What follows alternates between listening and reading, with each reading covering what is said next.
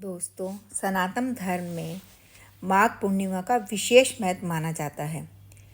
इसे माघी पूर्णिमा भी कहते हैं और इस दिन गंगा स्नान दान करने का बहुत ही महत्व माना जाता है, क्योंकि ऐसा माना जाता है कि माघ पूर्णिमा पर भगवान विष्णु गंगा जल में निवास करते हैं और अपने भक्तों को अपना आशीर्वाद भी देते हैं।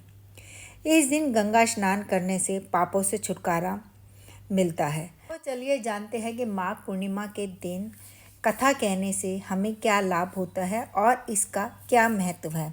दोस्तों, पौराणिक कथा के अनुसार कार्तिका नगर में एक ब्राह्मण रहता था जिसका नाम धनेश्वर था। वह भिक्षा मांगकर अपना जीवन गुजारा करता था। उसकी कोई संतान नहीं थी। एक दिन उसको भिक्षा मांगने के दौरान लोगों ने ब्राह्मण की पत्नी को बांझ कहकर ताने मारने शुरू कर दिए और फिर उसे भिक्षा देने के लिए भी मना कर दिया। इस घटना से ब्राह्मण की पत्नी बहुत दुखी हुई, जिसके बाद उसे किसी ने 16 दिन तक माँ काली की पूजा करने की सलाह दी। ब्राह्मण दंपति ने 16 दिन तक माँ काली का मन से और विश्वास के साथ पूजन किया। दंपति की पूजा से खुश होकर 16वें दिन माँ काली अपने साक्षात रूप में प्रकट होकर उसे गर्भवती होने का वरदान देकर गई।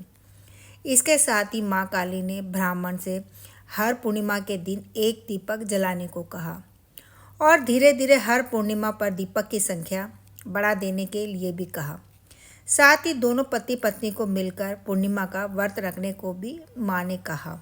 माँ काली के कहे अनुसार ब्राह्मण पति पत्नी ने पूर्णिमा को दीपक जलाने शुरू कर दिए और फिर उन्होंने व्रत भी रखा।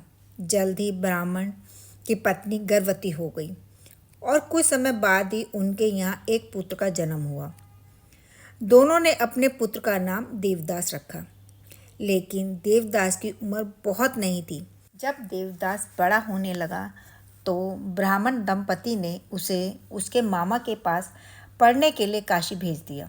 काशी में दुर्घटनावश धोखे से उसका विवाह हो गया।